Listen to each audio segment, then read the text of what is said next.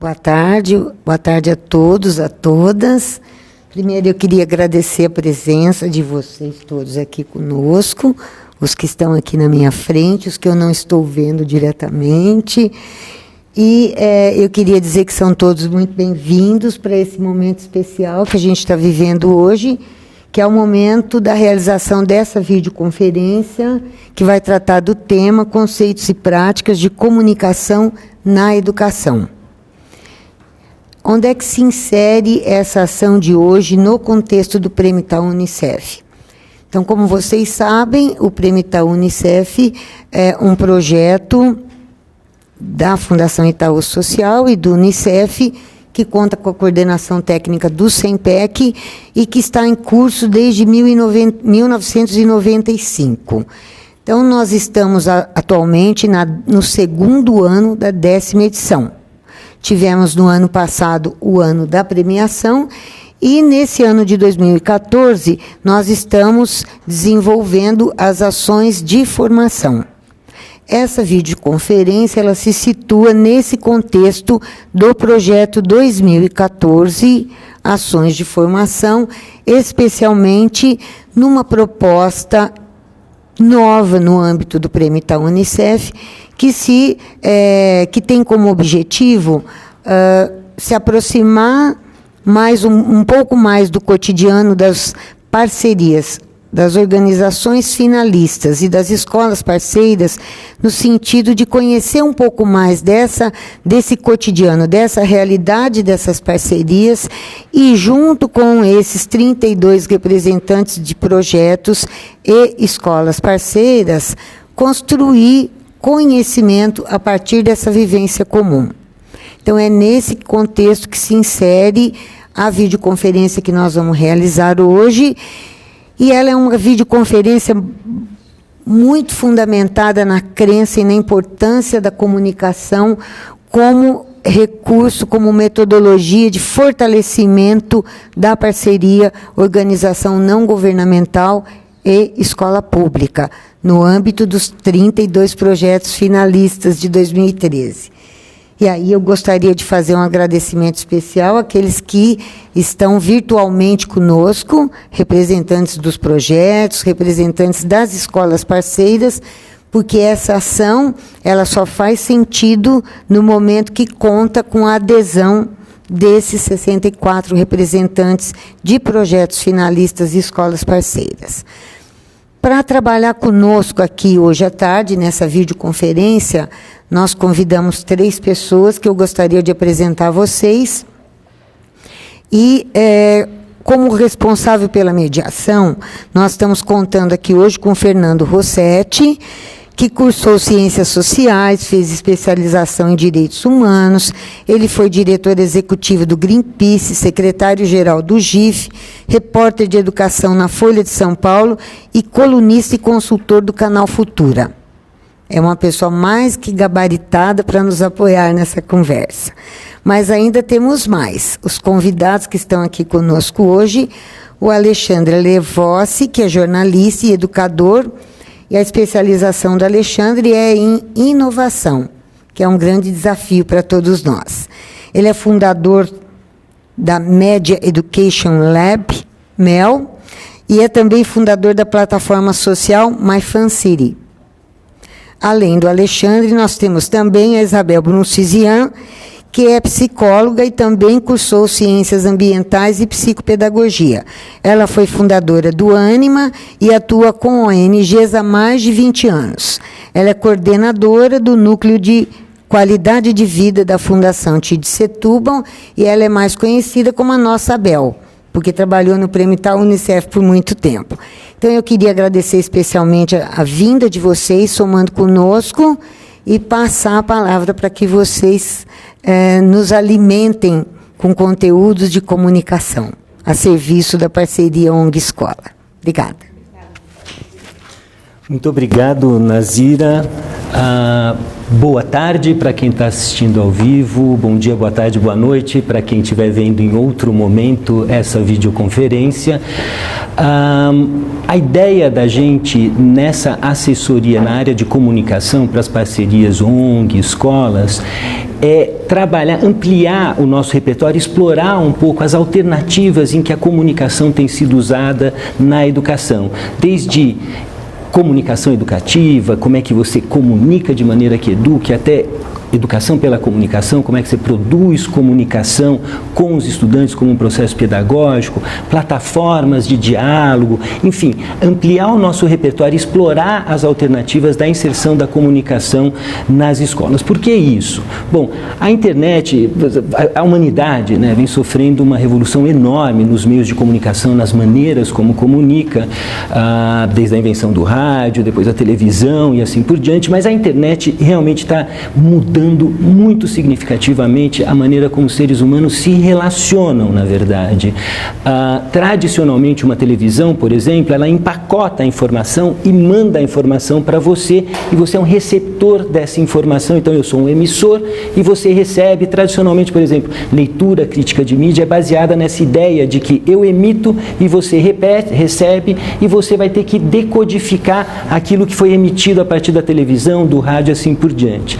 A internet, especialmente as redes sociais, estão detonando esse conceito, porque em vez de ser uma relação vertical de um emissor e de um receptor, é uma relação horizontal onde todo mundo emite e recebe informação o tempo todo, e a construção de identidade, a construção de sentido da vida, a construção de conhecimento é feita de uma maneira muito mais horizontal.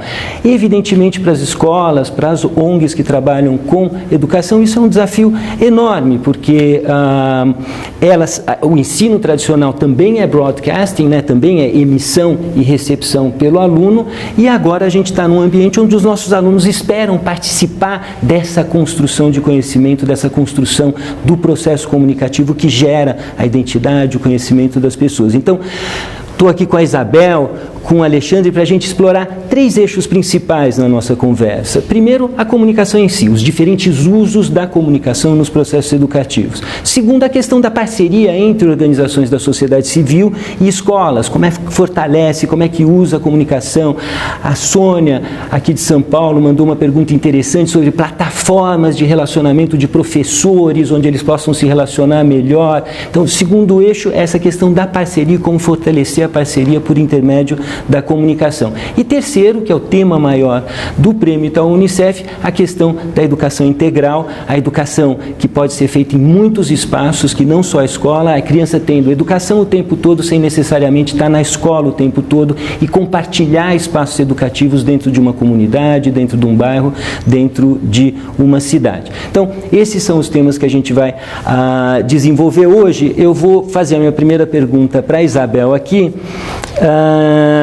que tem trabalhado diretamente com vocês, com as parcerias. Essa videoconferência está sendo feita exclusivamente para as 32 parcerias, 32 escolas, 32 organizações não governamentais que oferecem educação, foram as finalistas no Prêmio Itaú Unicef nessa edição. Ela tem trabalhado direto, e eu queria perguntar um pouco como tem sido a experiência da Isabel na comunicação com vocês e na comunicação entre vocês, e que tipo de demandas ela tem percebido, até os tipos de perguntas que vêm surgindo nesses últimos dias. Oi, pessoal. Oi, Fernando. Oi, Alexandre. Oi, pessoal que nos assiste. Eu acho que esse espaço está sendo... Ele é muito especial, Fernando. É um espaço muito especial, e eu até vou pedir para quem está nos assistindo, vai confirmando se eu estou falando e vocês concordam comigo. Porque eu acho que é um espaço de encontro... que também é um espaço que vai sendo descoberto à medida que a gente vai se colocando, né? Então, assim, tem uma grande vontade das pessoas de contar as suas experiências, e contar a sua vivência, contar a sua atividade, seu projeto, o trabalho que fez. E aí, nesse momento que a gente abre esse espaço para as pessoas contarem, o que está acontecendo é que a gente vê encontros entre as pessoas. Seja você com seu parceiro, que também se encontra nesse espaço virtual, seja de você com outra ONG que também está fazendo uma coisa parecida, e você conta uma história, ela conta uma história que também está andando pelo mesmo caminho, seja de temas, enfim. Então, eu acho que a gente está conseguindo fazer desse espaço um espaço também de comunicação e de encontro, né? Eu sinto que não tem assim, claramente, até agora não apareceu uma demanda, eu preciso dessa comunicação, mas a comunicação se faz, ela acaba se fazendo nesse encontro, né?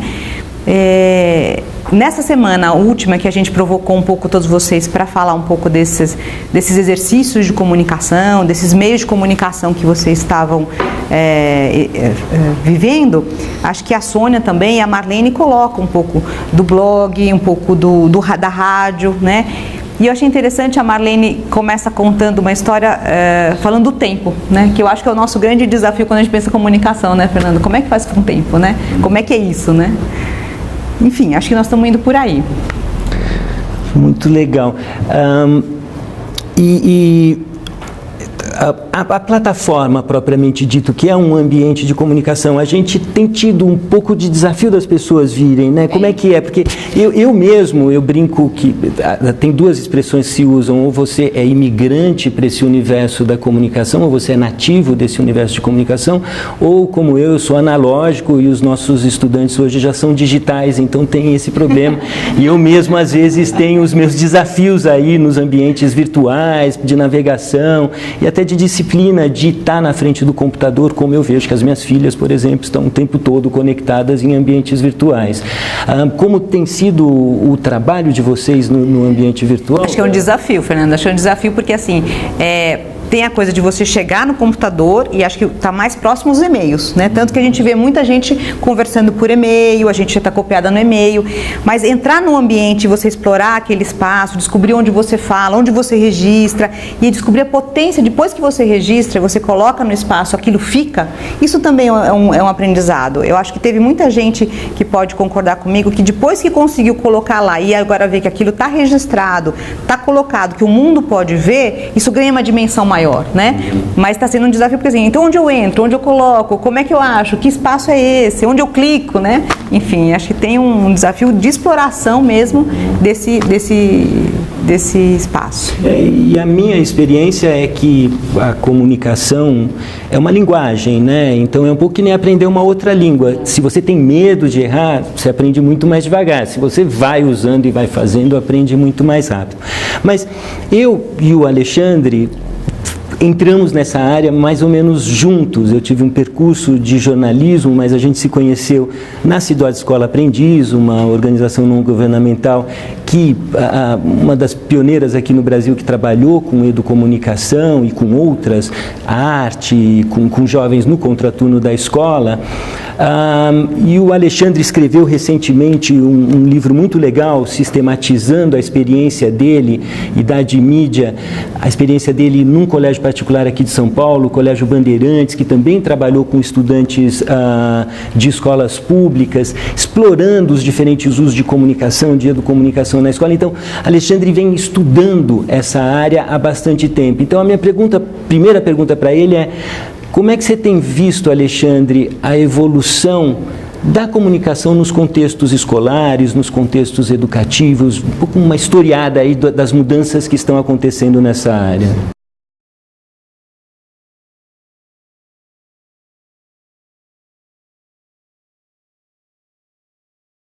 Internet como uma coisa única ou algo que durante esses, sei lá, 16 anos, 18 anos que ele está no Brasil, até mais, quase 20 anos de Brasil, como se ela sempre tivesse sido como ela é. E na verdade a internet já tem história, né? Ela é uma jovem, ela já é uma adolescente, mesmo no Brasil, que ela chegou atrasada, né? E essa história que ela passa com diversas nuances, como por exemplo, ela começou sendo uma comunicação de mão única, ela passou a ter duas mãos, ela passou a permitir interatividade mais recentemente nessa história. Isso foi influenciando também a maneira como as pessoas lidaram com isso e até hoje tratam isso. Isso influencia também como a sociedade acabou se enraizando e formando suas redes. Quer dizer, é difícil você falar que uma coisa que funcionava na internet há 10 anos funciona hoje. É uma história muito longa. 10 anos de internet é um século de humanidade, né? Então, essa questão traz uma efemeridade e uma urgência que a gente não está muito acostumado a lidar no mundo real. O mundo virtual, ele encurta os períodos de tempo e alonga coisas que a gente não está acostumado, que é um pouco a questão do tempo que você fala, né? Eu acho que nesse momento de realidade de comunicação de internet, ela transbordou a questão escolar. Assim, eu acho que em algum momento a escola tentou se relacionar com isso de alguma maneira, mas ela virou um instrumento tão próprio do jovem, tal qual a música é um elemento cultural do jovem, que a internet é um elemento cultural da juventude, que é difícil, não existe mais, não dá para separar mais essa realidade, assim. Isso eu falo de Brasil inteiro mesmo, né? Eu estava contando uma experiência em Heliópolis, aqui em São Paulo. Eu propus fazer uma exposição de fotografia num trabalho que eu fiz lá dentro, junto com um projeto de prevenção ao alcoolismo, e assim, lá dentro da comunidade de Heliópolis, a exposição nasceu digital. Eles não quiseram que ela nascesse analógica. Então, assim, quando eu digo que transborda, a gente está lidando com esse tipo de realidade. Então, hoje, eu procuro, nos meus trabalhos, não fazer essa pergunta se a escola quer ou não lidar com a comunicação. Na verdade, ela precisa lidar. Não sou eu que estou dizendo isso, são os fatos, é a história. Então, assim, ela precisa lidar com isso a partir do momento que ela lida com o público dela, que trabalha nisso o tempo inteiro. Então, como ela está lidando, aí tem uma variação muito grande. Você vai do branco ao preto, passando por todos os tons de cinza aí. Eu gosto desse approach, desse tipo de aproximação, em que a escola utiliza a comunicação como uma estratégia para falar a linguagem do seu público-alvo, que é o seu estudante. Né? Então, esse é um tipo de uso da comunicação muito inteligente. Quer dizer, a comunicação hoje tem a capacidade, por exemplo, de realizar sonhos que nós educadores temos há muito tempo, como, por exemplo, de equalizar os nossos diálogos entre educador e educando, que é uma coisa que a gente sempre falou e a educação sempre falou. Hoje em dia, um tablet acelera esse processo, por exemplo, se bem utilizado, né? A produção de mídia é uma coisa que já não é... A gente conversava, Fernando, lá atrás, que a produção de mídia poderia ser uma oportunidade de ouro para a escola se reposicionar perante a sociedade da informação. Quer dizer, ela é um núcleo de produção de mídia. Hoje em dia, o núcleo de produção de mídia é o estudante, não é mais a escola. Ele está produzindo informação o tempo inteiro. Então, qual o papel da escola aí? Talvez exercitar a construção de uma curadoria para esse tipo de informação, qualificar essa produção de mídia que acontece. Talvez o caminho seja um pouco mais esse. Mas eu estou preferindo, assim, no meu discurso, na minha prática, abandonar essa ideia de que se você quer trabalhar comigo, não existe mais isso. Acho que você precisa, comunico, logo existo, né? Uma frase que eu tenho usado. Isso você fala de uma coisa antiga, de tempos, mas freudianamente a gente existe em função da relação com o outro. Então, na comunicação isso se explica muito, né? Você está existindo em função da comunicação com o outro. Então, eu acho que assim, é uma floresta de diversidade, assim, o que você tem de experiência hoje no Brasil. O crescimento disso é exponencial, assim, a cada ano. Não é mais aquele crescimento pequenininho que você via há pouco tempo. Então, você tem inúmeras maneiras de lidar com isso. Eu não gosto de separar entre boas e más práticas. Entendi. Eu acho que as práticas são práticas, agora tem práticas que eu gosto mais. Eu estava lendo um relatório, não sei se você chegou a ver, o New York Times, os principais jornais bons ainda no mundo, que os jornais também estão em crise por causa dessa revolução das tecnologias de informação e comunicação, e tinha um grupo estratégico para pensar como é que o New York Times vai continuar um jornal importante para todo mundo. E a conclusão do grupo é que dentro da redação, onde tem os repórteres que produzem o jornal, tem que ter uma unidade de inovação, que está todo dia experimentando coisas novas e fazendo coisas diferentes. Olha, tem essa notícia aqui, vamos tentar colocar ela no Instagram. Olha, tem essa notícia do Instagram, vamos tentar colocar isso na manchete. E eles ficam sugerindo experiências. A minha impressão, Alexandre, e aí eu volto para você, a pergunta é que como as tecnologias estão mudando o tempo todo, como não tem história nisso, né? Nós estamos construindo essa história à medida que as tecnologias se desenvolvem, as escolas também viraram, e as organizações não governamentais também viraram um campo de experimentação. E você, nesse livro aqui, né, no Idade Mídia, que eu mostrei para vocês, sistematiza a experiência de uma escola, o Colégio Bandeirantes, que tem uma capacidade de investimento grande e que é uma experiência bem interessante. Você sabia o que você ia fazer? Você experimentava? Como é que é essa introdução da comunicação nos processos educativos? Então, para você ter uma ideia, eu comecei esse projeto em 2002. Então, ele não é o mesmo que era em 2002 hoje. Quer dizer, a cada ano ele é né? É uma coisa que eu coloco no livro. Ele tem que se reinventar a cada momento, né? E em 2002 não tinha nem rede social. Não existia rede social. Hoje, quando eu digo dessa história da internet, que hoje, se você analisar, a internet se sobrepõe ao conceito de rede social. Ela é quase que a rede social. Para o jovem, a internet é a rede social, né? O Google é quase um apêndice disso, né? E assim, então naquela época não tinha nem rede social. Então o nosso trabalho era muito mais de fazer revista, mas a gente usava o Wiki, a linguagem Wiki, que é uma linguagem aberta para construir apostilas coletivas de conhecimento. Quer dizer, a gente foi tateando esses momentos. E o problema é que assim, a gente foi demandado, foi uma pressão social para que esse curso nunca fosse o mesmo. Então eu tenho, há 13 anos que eu vou completar lá o ano que vem, eu tenho 13 cursos diferentes, na verdade, mas que tem um DNA comum. Mas são 13 cursos diferentes. Essa velocidade de adaptação, muitas vezes a escola não tem enquanto instituição. Porque na natureza dela não existe isso lá atrás, quando ela foi desenvolvida dessa maneira, como que ela funciona. Mas a comunicação exige um pouco isso, né? Vem sendo práticas, eu acho que a escola vem sendo um laboratório interessante, mas você falou a respeito assim, dos gastos e tal. Por exemplo, existe uma tendência mundial que eu tenho utilizado muito, que é o Bring Your Own Device, que eu trago o seu próprio recurso. Né? Ou seja, em Heliópolis, as fotografias foram feitas pelo celular dos estudantes. O que me surpreendeu naquele processo, eu não forneci celular nem iPad para ninguém. Eu achei que eles não tinham smartphones ou celulares com câmeras. Não, eles tinham os melhores que os meus, que o meu inclusive, e sabiam mexer melhor que eu. Então a fotografia virou digital com o device deles. Então, eu acho que, óbvio, recurso e uma estrutura, como o Bandeirantes tem, isso facilita qualquer projeto, né? Você vai sorrindo fazer o projeto, mas assim, tem uma tendência de se utilizar o que existe para se produzir coisa. Eu acho que, produzir inovação, e eu acho que o que você tem de interessante nessa tendência também é que você pode associar um bom plano de aula, um bom projeto em cima de um Bring Your Own Device. Ou seja, você já tem um conteúdo, já tem um projeto de aula, como você pode potencializar aquilo utilizando o recurso? E aí briga com uma legislação que no Brasil, em alguns estados, ela é estadual, se não me engano, ela é restritiva. Eu sei que em Minas Gerais, por exemplo, você não pode usar o celular em sala de aula por lei. As pessoas não estão respeitando isso, porque não faz o mínimo sentido, na verdade, né? O legal é você utilizar de uma forma inteligente esse celular e que potencialize, né?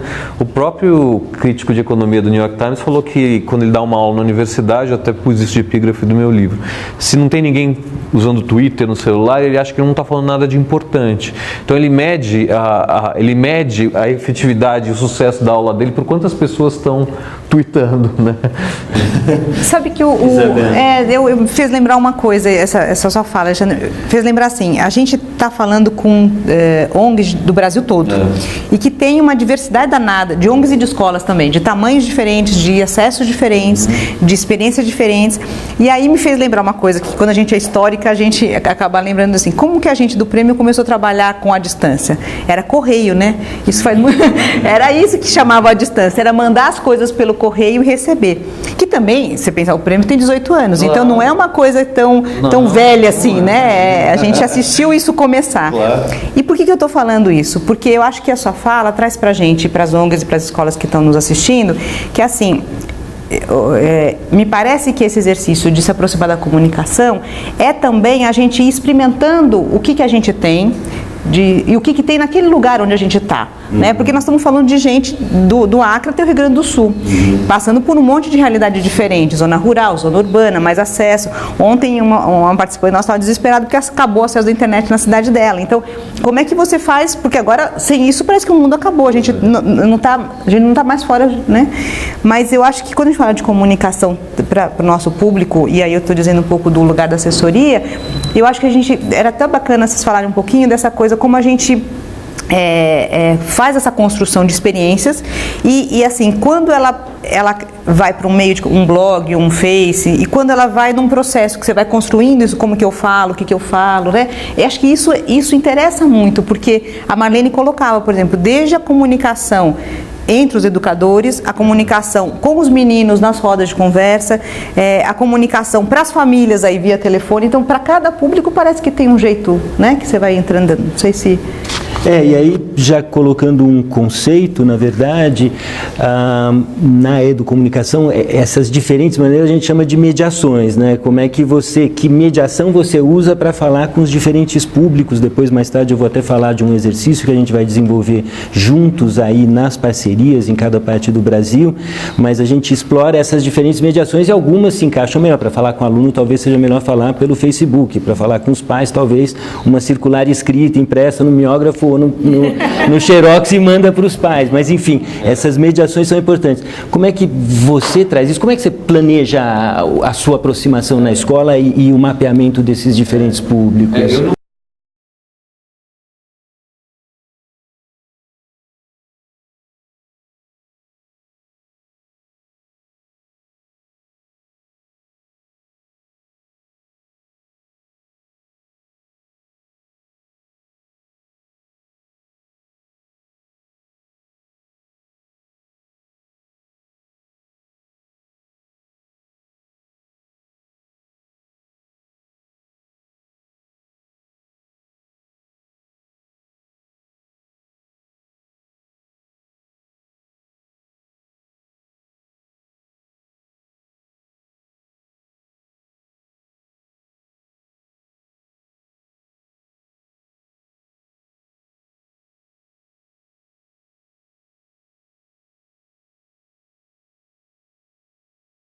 De uma maneira, né? O que eu tenho defendido, o que eu acho que as pessoas que estão assistindo podem levar como uma coisa interessante, é como o aluno entra nesse ecossistema, porque dentre todos os atores da escola, muitas vezes o aluno é o que está menos presente nesse ecossistema de comunicação. Né, institucionalmente. Ele está como receptor apenas, sempre, né? Ele não é ele é poucas vezes um emissor que encontra um receptor, porque para você ser um emissor é muito fácil. O emissor que encontra o receptor é o que fecha essa cadeia de comunicação, né? Ninguém escreve para não ser lido, todo mundo escreve para ser lido. Então, assim, isso que constitui um processo de comunicação. Então, para esse emissor potencial que é o aluno, encontrar receptores na comunidade escolar dentro da escola, é preciso às vezes dar uma estimulada em algum projeto que está lá, que já foi pensado, que foi desenvolvido o piloto, ou ver quais são... A primeira coisa que eu faço é uma pesquisa para ver o que se usa. Por exemplo, eu costumo utilizar, em termos de encontros virtuais, inclusive entre professores, que funciona muito bem, eu costumo utilizar a ferramenta que eles mais já utilizam. Essa tentativa de você migrar as pessoas que estão usando o Facebook, muitas vezes para uma plataforma externa, eu já vi mais casos de não funcionar do que de funcionar, entendeu? Eu procuro usar o Facebook como uma plataforma de uso, já que eles já estão, estou dando um exemplo hipotético das pessoas que já utilizam. Sei lá, 60% dos professores têm perfil no Facebook. Então criamos um grupo fechado de discussões daquele assunto e convidamos as pessoas que nós queremos que participem. Porque, você sabe, nesse mundo virtual são 50 senhas, 50 logins e 100 endereços eletrônicos, ninguém aguenta muito isso, né? Chega uma hora que você não tem nem como... Então eu faço esse mapeamento e costumo potencializar o que já é usado. Se não é utilizado, aí você tem que ter um bom repertório de instrumental na mão para você ir oferecendo conforme as necessidades, né? Eu acho que aí cada mediação vai demandar uma necessidade, mas o Idade Mídia, por exemplo, a gente trabalha com fanzine em papel, que antes era feito no mimeógrafo, são aquelas revistas alternativas, hoje na fotocópia, mas trabalha com conteúdo digital também. Então essa convivência, a gente vive num tempo de convivência, a gente não vive num tempo, nada, o Correio existe e passa muito bem, inclusive, assim, então quer dizer, a gente não teve a exclusão de parte, as coisas coexistem. Eu lembro de ter ido à Bahia, ter visto o rádio JEG, que era uma rádio escolar que era feita em cima de um JEGzinho, né, com 2 caixas de som em Salvador, e aquilo é uma forma de comunicação fantástica, ela coexiste com uma rádio web, que é uma rádio que você pode fazer pela internet com um custo próximo de zero. Sei lá, um custo de R$50 talvez você tenha para comprar um microfoninho, entendeu? E isso é muito interessante porque cada uma dessas tecnologias, o próprio correio, mas depois o rádio, depois a televisão, cada vez que vinha, tinha uma crise no sistema educativo que o professor vai perder a sua função, a internet vai acabar com a escola, e o que a gente vê exatamente nesse sentido é que acumula, e o professor e a escola e a organização que trabalha a educação tem um papel central na mediação desse conjunto de comunicações que está acontecendo, na construção de sentido para os estudantes, né? Eu queria aprofundar um pouco esse conceito de ecossistema comunicativo, no sentido que é o conjunto das comunicações e dos meios e das mediações que tem numa determinada comunidade, num determinado espaço. Que eu estava lembrando uma experiência que está até na estante lá no ambiente virtual, uma ONG que chama Comunicação e Cultura, que trabalha a elaboração de jornais pelos estudantes, junto com o professor, com milhares de escolas pelo Brasil afora, ajudando os estudantes a desenvolverem o seu jornal. E uma das coisas muito interessantes desses ecossistemas comunicativos é que a gente não está falando só de comunicação, a gente está falando de poder. Quem formata e emite, quem só recebe, tem uma relação de poder estabelecido. Na medida em que você começa a horizontalizar a emissão e a recepção, você quebra as relações de poder ao ponto da comunicação e cultura, em alguns momentos, ter chegado na escola e os jornalzinhos foram pegos pelo diretor e guardados e não distribuídos porque não falava exatamente aquela narrativa que se esperava da direção a partir de um jornal que era produzido pelos estudantes. Então, como é que, Alexandre, você define ecossistema comunicativo, já que você trabalha com esse conceito? Eu defino como o conjunto de atores que potencialmente e realmente se expressam dentro de uma instituição ou de um ambiente que você pré-determina. Eu acho que é isso.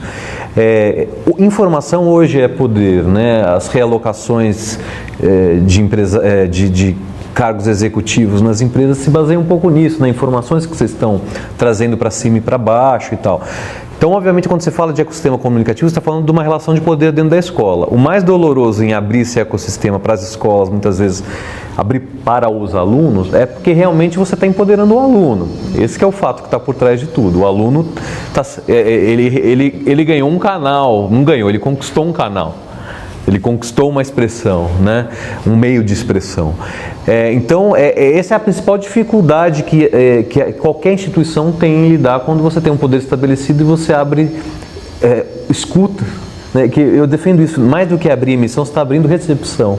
Porque emissão você está o tempo inteiro emitindo. Agora, se alguém vai pegar aquela informação, quando você abre uma recepção daquilo, aí você criou esse elo, né?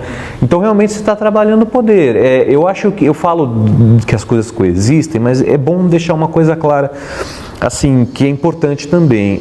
Essa geração que vem, e eu acho que a gente fala aqui com o Brasil inteiro, mas eu acho que essa é uma característica geracional, talvez, que pegue todo mundo. Ela vem digital.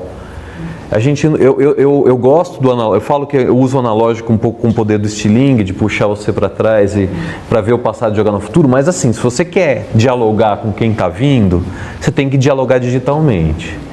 Tá, assim, a gente tem que entender que essa é uma realidade. Então, assim,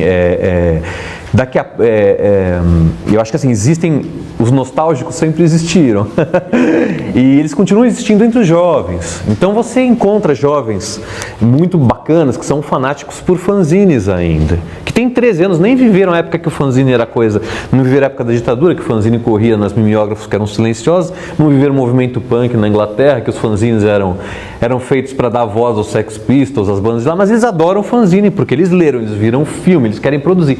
Mas é uma relação fetichista com o físico.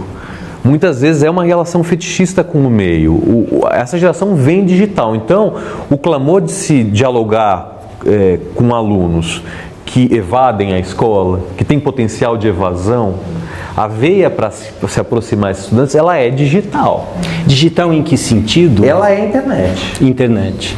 Ela é internet. Em plataforma, ela celular, social, computador. Ela é rede e ela é bit. Ela não é papel, ela é filme, mas ela é filme viralizado. Quando eu comecei a fazer documentário com jovem, a coisa mais legal que a gente tinha, que eles adoravam, é quando a gente pegasse o documentário feito e lançasse na TV Futura ou no canal comunitário, ou fizesse uma sessão, fechasse um pequeno cinema, uma coisa assim, fizesse uma exibição. Hoje em dia, eles não ligam se está na TV, eles querem viralizar pela internet. A TV virou de menos. A questão é a viralização na internet. Então, quando eu digo que é bit... Então, assim, se um bom vídeo é viralizado no YouTube, ou seja, ele pega todos os meios e vai como um vírus, né, penetrando, é isso que vai satisfazer quem está lançando um produto como um documentário. Não é mais exibir na televisão. Antigamente era uma... Hoje em dia, falar na TV, a pessoa nem liga. Não, hoje em dia a televisão está se tornando puxa, né? Ela não é mais empurra, não é mais broadcasting. Os jovens hoje, eles escolhem o que eles vão assistir na hora que eles vão assistir. E nesse sentido, tem provavelmente pessoas que estão assistindo essa videoconferência em outros momentos que esse que está passando ao vivo, mas quem está assistindo ao vivo, nós pedimos desculpa aí ter começado 15 minutos atrasado e vamos estender 15 minutos, portanto, até às 3h45. Eu já recebi aqui pergunta da Adriana, da Líria, da Sônia, que eu vou colocar aqui na conversa, mas ainda vou passar essa fase inicial que a gente está conceituando, temos mais meia hora aí de conversa. Você estava colocando essa questão do ecossistema comunicativo. Tem o ecossistema. Aí você tem as interferências diferentes que você pode fazer nesse ecossistema, desde a produção de comunicação com os jovens até a comunicação. Como é que você conceitua educomunicação, por exemplo, dentro desse sistema, né? Porque é um termo que a gente tem soltado aí, mas como é que é educomunicação mesmo? Eu conceituo como uma prática de você poder ter acesso, ler, analisar, contextualizar, mas sobretudo, eu acho que a educomunicação se difere de outras terminologias até fora do Brasil que existem, com a produção de mídia pelo jovem, assim, interferência no ecossistema comunicativo, né? A educomunicação, esse termo vem do... Esse termo não vem, ele vem se apropriando de outros conceitos latino-americanos mesmo, ele nasce no nosso continente, assim, e é um pouco a USP, o Ismar Soares, que cristaliza, né, esse termo. Mário Kaplun contribui, mas não com a palavra, eles contribuem com outros conceitos que ele vai, vamos dizer, consolidar nesse conceito, né? Então, o que eu vejo de diferencial, porque produzir comunicação por jovem não é uma exclusividade da educomunicação, nunca foi, né? Você tem outros termos, a mídia educação, que é um termo que é muito utilizado. Lá fora, a Unesco tem um movimento super forte no mundo inteiro, chamado de MIL, eles têm chamado MIL, que é Media Information Literacy, onde eles fundem a alfabetização para mídia, que é a Media Literacy, com a alfabetização para informação, que é uma ciência da biblioteconomia, que eles fundem essas duas coisas e trabalham juntos desse ML, desse MIL, né? Mas eu tenho rodado essas conferências, escutando as práticas de MIL, o que difere muito é que a gente está muito focado na produção e na interferência desse ecossistema comunicativo. Eu acho que a educomunicação traz uma pegada, usando um termo bem jovem, leve, mas é política, mais politizada do que a análise de mídia. A análise de mídia ainda paquera com a análise do discurso, coisas que estão aí há pelo menos 50 anos na área da teoria da comunicação, né? Tanto que muitas vezes se associa a palavra participação aos processos de educomunicação, porque envolve a participação direta do estudante. E aí eu já vou colocar aqui uma primeira pergunta, mas... para quem ainda não olhou, no ambiente virtual, a gente está com os materiais na estante, a gente está citando algumas pessoas aqui, que depois você pode ir lá na estante e olhar os materiais. Tem uma videoaula do professor Ismar Soares de Oliveira Soares, que é a pessoa que disseminou o conceito de comunicação no Brasil, o conceito de ecossistema comunicativo, muito legal, está lá. Tem um relatório da ANDI, Agência de Notícias dos Direitos da Infância, junto com o Unicef, Unicef sobre os direitos para crianças e adolescentes de comunicação nessa linha que o Ale estava falando. Então, deem sim uma olhada na estante, nos materiais que a gente colocou na internet, que muitos dos conceitos, das ideias que a gente está trazendo aqui estão aparecendo lá, inclusive indicação bibliográfica do livro do Alexandre e assim por diante.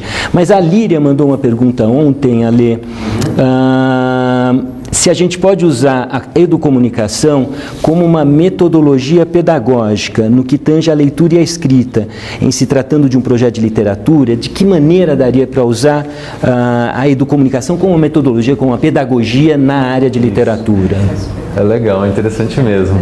E assim, eu acho o seguinte, primeiro assim, para ser um pouco mais acadêmico, para não ser tão leve, eu acho que assim, a educomunicação ela não chega a ser uma metodologia, eu acho que ela é um conceito guarda-chuva, tá? Onde embaixo deles você encaixa diversas metodologias, tá? Acho que vem caminhando para isso. Então, a educomunicação hoje ela abarca até o que antes a gente chamava de comunicação educativa, ela tem abraçado tudo.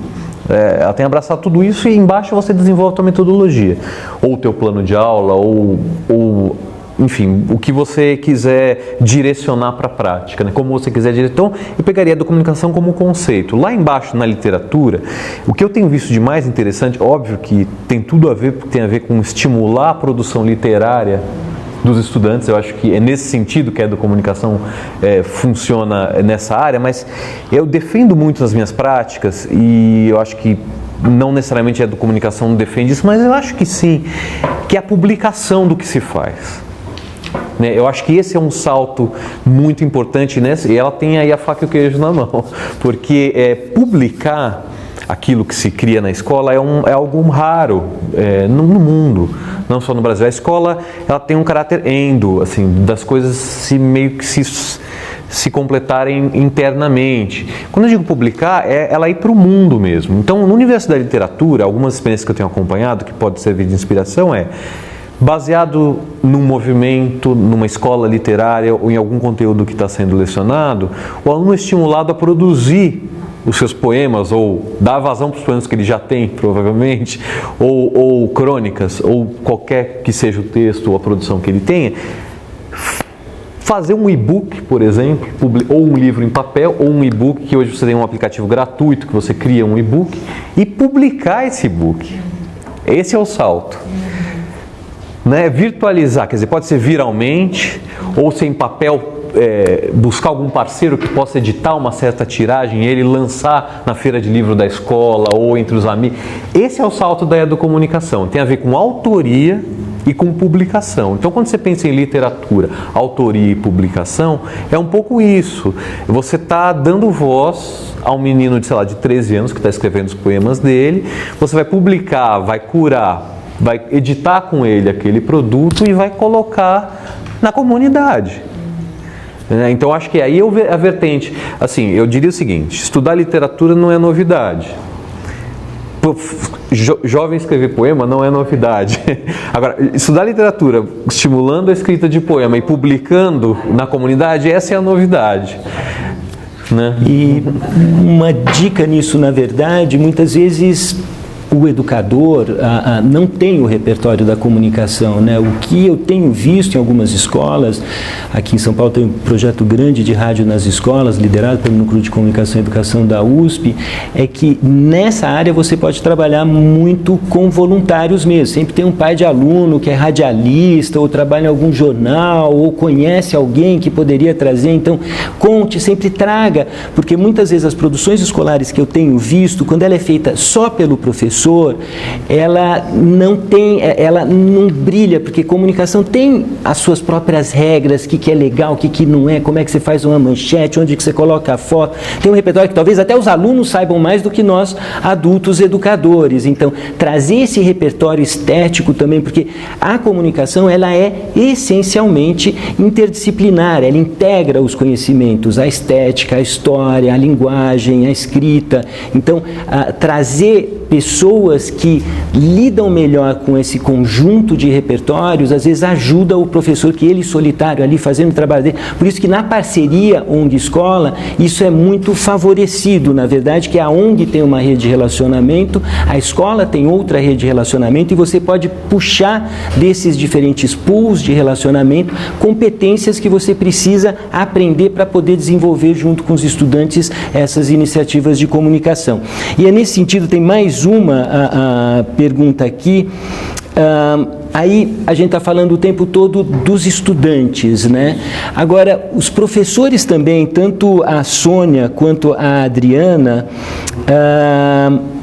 colocam a questão da interação entre os adultos, na verdade, porque quando você está trabalhando, especialmente em parcerias ONG-escola, tem adultos, educadores que estão se relacionando, ou na escola tem educadores que estão se relacionando com os estudantes ali que normalmente são digitais e eles um pouco mais analógicos. Como potencializar a interação entre os adultos, inclusive com essa perspectiva da parceria entre a escola e a ONG? Eu vou até complementar outra pergunta, que você me levantou uma coisa muito interessante. Hoje, os territórios para a gente conquistar, eu sei que até vocês falam bastante em territórios, né, no prêmio, eles são reais e virtuais, né, eles têm duas dimensões, né.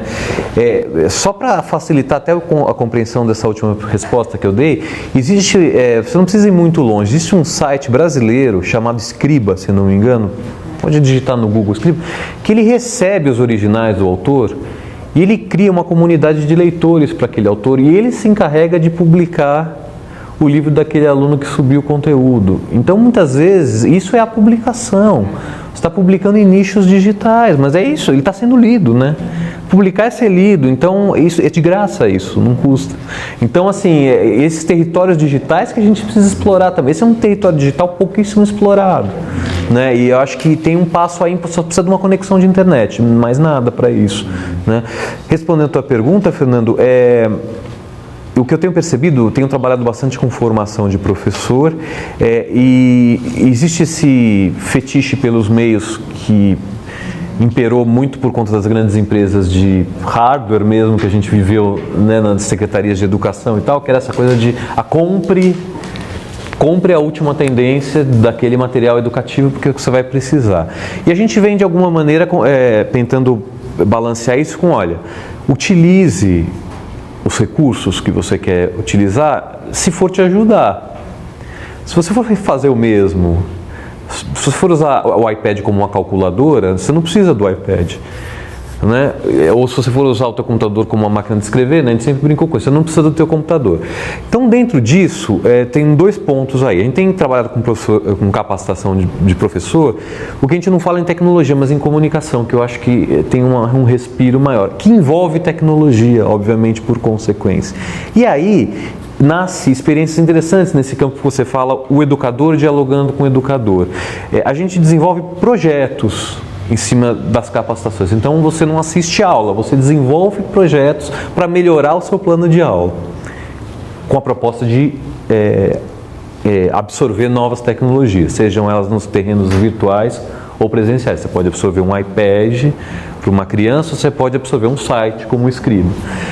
No desenvolver desses projetos, a gente tem criado ambientes virtuais, onde há uma comunicação que não existia entre pares, entre os próprios educadores, e uma educação que muitas vezes não existia, porque não havia essa relação entre os pares, começa a existir, né? A educação entre pares não é só entre os jovens, né? É entre os adultos também. E muitas vezes a estagnação do currículo, como no Brasil e no mundo todo funciona, não permite que a geografia e história, por exemplo, trabalhem juntos, né? Que são duas disciplinas tão próximas. E quando você desenvolve projeto, né, essa riqueza do projeto, você consegue entrelaçar, né, tudo isso. E o ambiente virtual facilita, porque você está desenvolvendo um projeto, você publica o seu. Mais uma vez estou falando da publicação, né? E o outro publica o dele. E nessa troca de publicação você passa a interagir. Então, assim, eu acho que Uma coisa que eu tenho aprendido assim, o fazer é implacável, entende?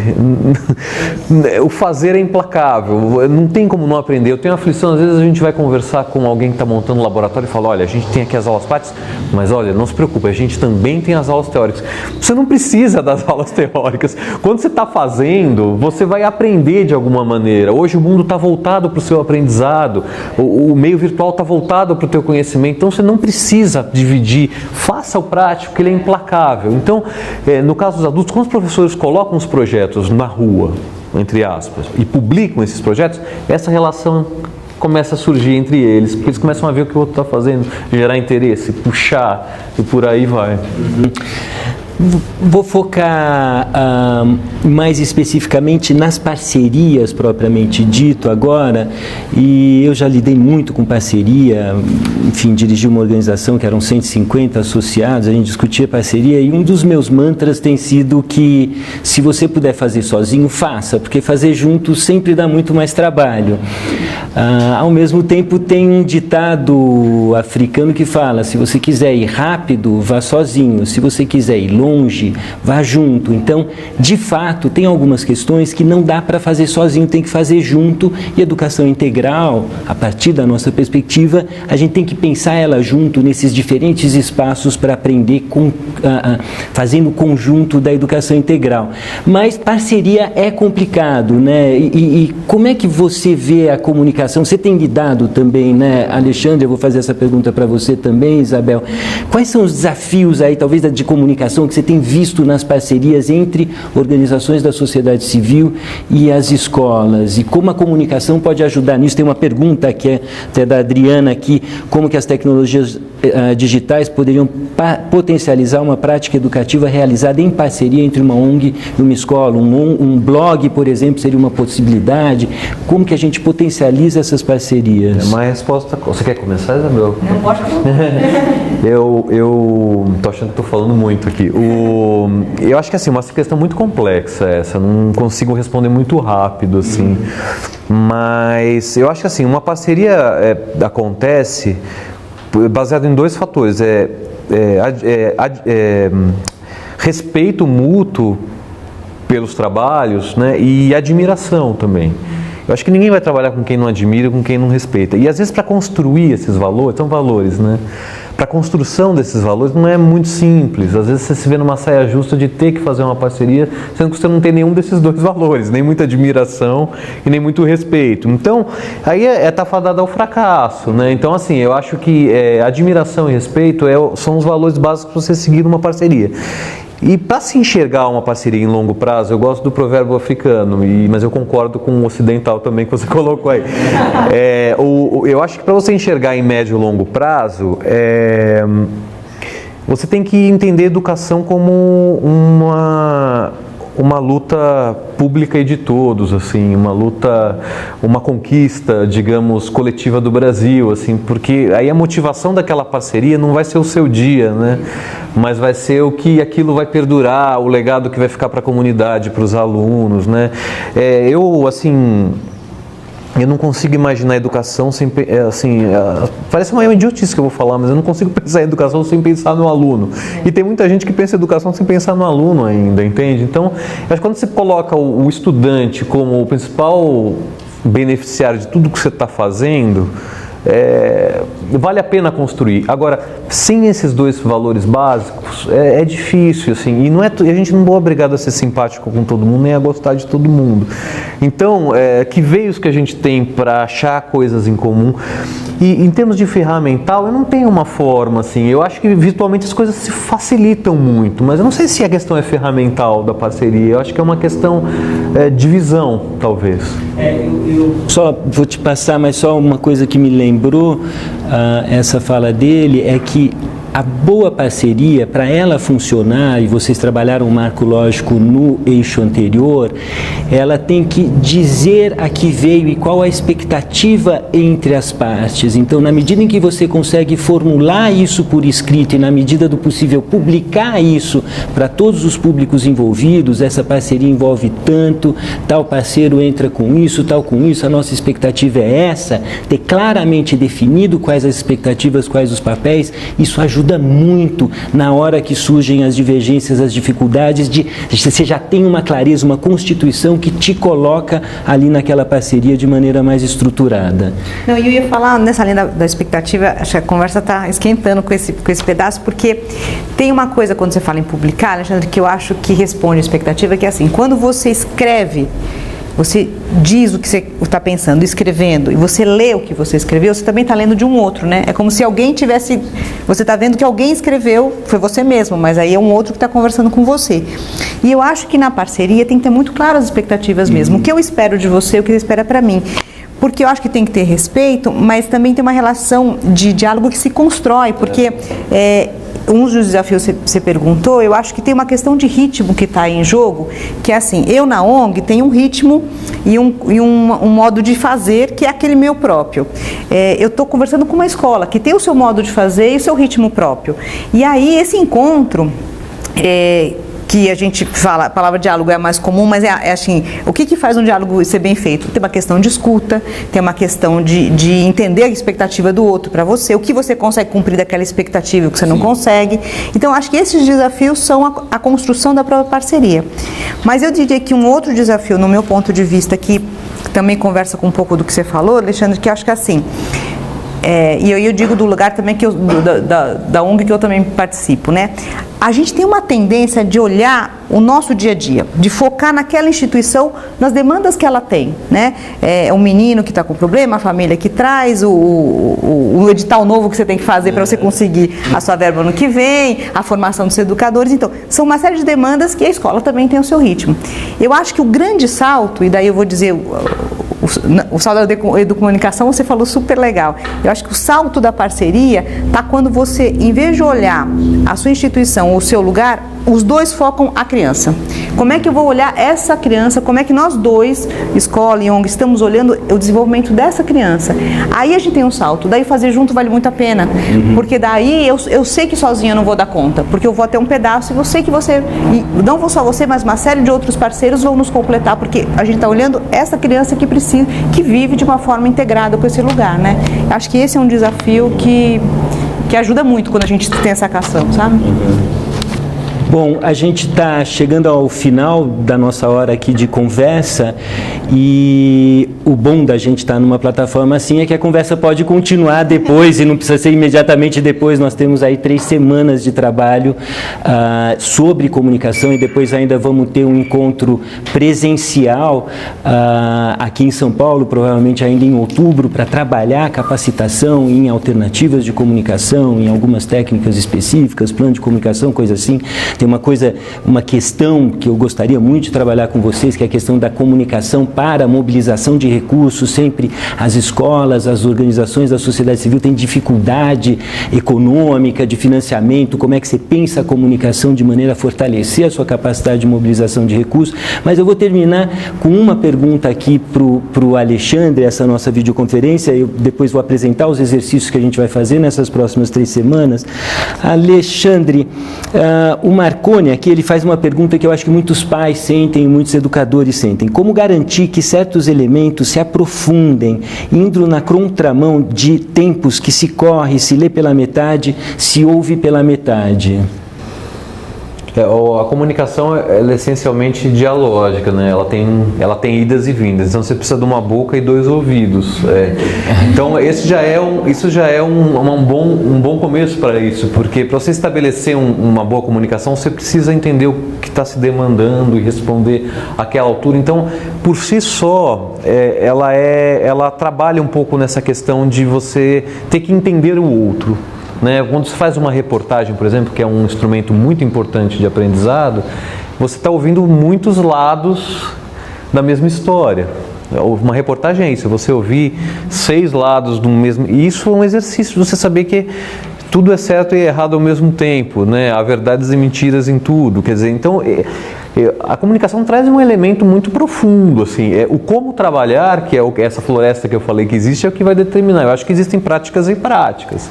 Eu não vou dizer aqui que toda a prática de comunicação na escola é legal. Eu não acho que ou é produtiva, ou é interessante, ou é benéfica para o estudante. Eu não acho que seja assim.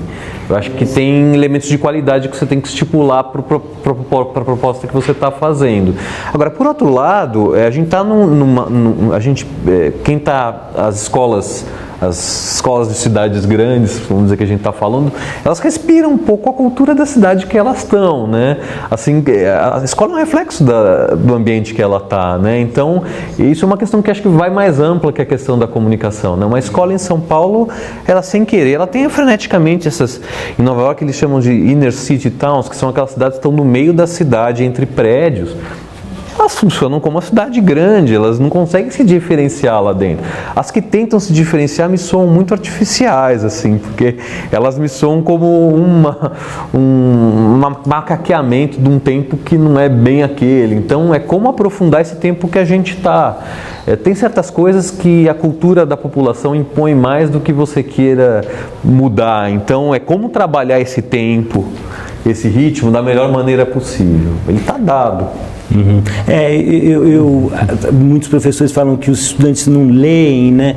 Muitas vezes a leitura de um livro mais grosso, coisa assim, ela é feita na escola de uma maneira que não incorpora isso que o Alexandre estava falando, de que a comunicação ela é dialógica, são dois, né? Então o aluno vai ler aquilo, um livro que muitas vezes ele não dá muito sentido, vai escrever ou fazer uma prova que só o professor lê, então você não criou um mecanismo, uma cultura que traga para dentro esse livro de uma maneira significativa naquele contexto. Então, depende muito da maneira que você introduz. Eu acho que a escola tem, sim, um desafio enorme de aprofundar os conteúdos. As pessoas estão, sim, lidando com frases de 140 toques e com uma dificuldade de aprofundar, mas a escola tem que inserir este outro elemento da profundidade, da reflexão, dos livros e coisas assim, mas de maneira significativa e não de maneira fake, como isso muitas vezes tem acontecido. Claro que há excelentes exceções, mas a regra é que os livros entram de uma maneira chata na escola,